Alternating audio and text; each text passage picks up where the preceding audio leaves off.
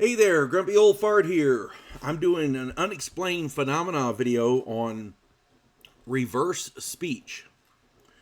Many people believe that reverse speech messaging is some kind of pseudo or fringe science.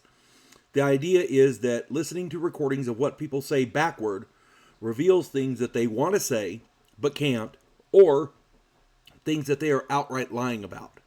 And frankly, that scares the crap out of many, many people. It is now publicly known that the CIA not only researched it, but tried to use it to discover secrets in foreign leaders' speeches. The CIA obviously believed it was real, at least there was something to it, and they're not alone. Historically, many people believed in the validity of listening to recordings in reverse. Thomas Edison enjoyed listening to music in reverse on his phonograph. Several researchers looked for messages from the dead by reverse listening. Aleister Crowley, the famed satanic occultist and self-described wizard, told his followers to watch films and listen to recordings in reverse. Many religious scholars claim to hear messages to or from Satan or phrases praising Satan when listening to certain songs backwards. Who knows? Many popular songs contain messages in reverse speech, intentionally encoded in the lyrics for the express purpose of delivering those messages to their listeners. This was especially true with the Beatles. They've got a number of songs that are like that. I remember when the Satanic Panic was going on back in the early 80s. They had... My experience with that was primarily in Dungeons and Dragons, but I remember the thing where they said, well, if you listen to rock music backwards, certain rock songs backwards, you hear satanic verses and blah, blah, blah, blah. And there was a musician, and I don't remember who it was. I don't remember the name. But I specifically remember him saying, I've spent 6 months or more writing this song where we've got the music down, we've got everything perfect, how we want it, and then we're going to add a reverse message to it. That's ridiculous. Now, later on, the Beatles specifically said that they had done it. So that's, evidently it's not too difficult, but maybe the Beatles were just geniuses. Who knows? In 1983, a man named David Oates accidentally dropped his Walkman into some water. The story is it was the toilet, but I wasn't going to go there. Anyway, thereafter, that Walkman only played tapes backwards. This started Oates' research into reverse speech. He found reverse messages in historic speeches and recordings such as the Reverend Martin Luther King Jr., recordings of people around the JFK assassination, Neil Armstrong's moon landing recording, and others. Many seemed to be outing lies in the speeches. Now, I'm not making any claims about that, one way or the other. It's none of my, that's neither here nor there. But this guy did a lot of research into it. According to Oates' research, whenever someone speaks, their subconscious automatically encodes the truth of what they are discussing in reverse speech. He also found evidence that babies use reverse speech to communicate long before they learn to speak. That's just crazy. Kind of like that cat over there that won't stop meowing. Amazing.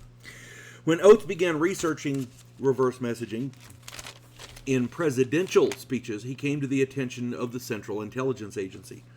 Declassified documents now show the CIA was surveilling David Oates and began doing their own research into reverse messaging.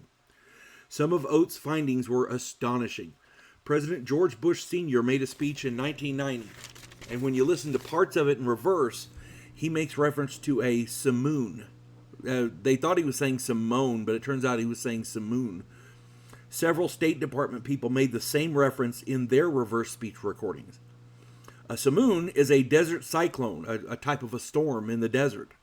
1 year later, Operation Desert Storm was launched in the Middle East. Now, does that mean George Bush planned Desert Storm that far in advance? Or does it mean that he was subconsciously thinking about the name Desert Storm and just stuck it onto this thing?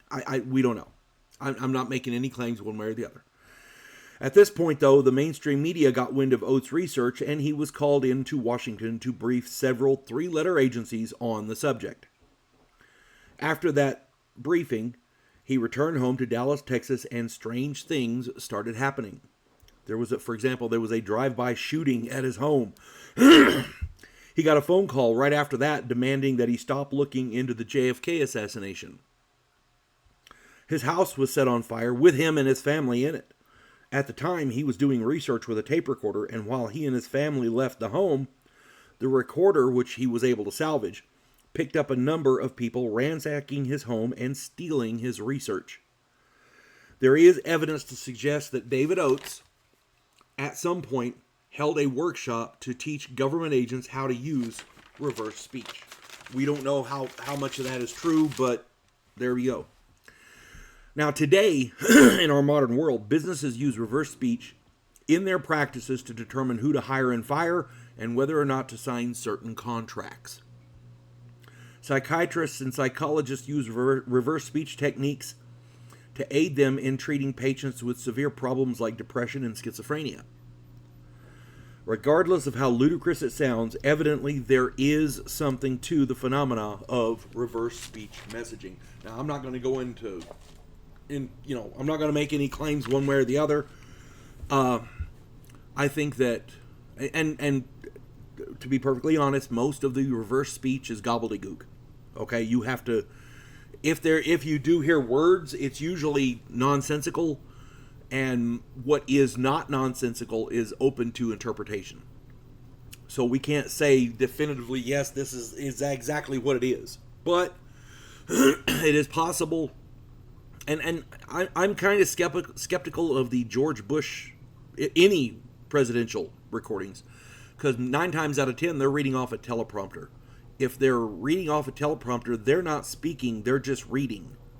Which tells me that maybe the people who wrote the speech knew about it, or were in on Desert Storm. I don't know. It's very murky. But again, there's businesses and doctors are using reverse speech in their practices. So evidently there is something to it, and if it helps people, amen. God bless them. Okay. If you enjoy my content, it would really help me out if you could hit the like button, subscribe to my channel, share my content on all of your social media platforms, and post a comment or two. Remember, I welcome your comments, even if you disagree with me. And check me out over on Rumble for my political commentary and weekly current events. If you enjoy a good book, check out my author page on Amazon.com. My pen name is H.L. Anderson. You can find all of my books there, including the one pictured here, The House Off Farrago Road. It's just a fun story about a house in New Orleans where the monsters all hang out. They just they're hanging out, they're doing their thing, they just want to be left alone, but the real world encroaches. So, there you go. If you enjoy a good supernatural, quirky, humorous story, The House Off Farrago Road. And I've got a lot of other stuff on there, a science fiction western series, a fantasy western series, I should say, a political fantasy, a tabletop role-playing game called Outlaw Trails, a science fiction series called the Devo Poland Chronicles. It's got three books so far, Vanguard 1, Task Force Terminus, and Gulag of the Damned. There's something there for everybody. Find something you like, and I hope you enjoy reading it. I hope this finds everybody well. You folks have a good one. God bless one and all.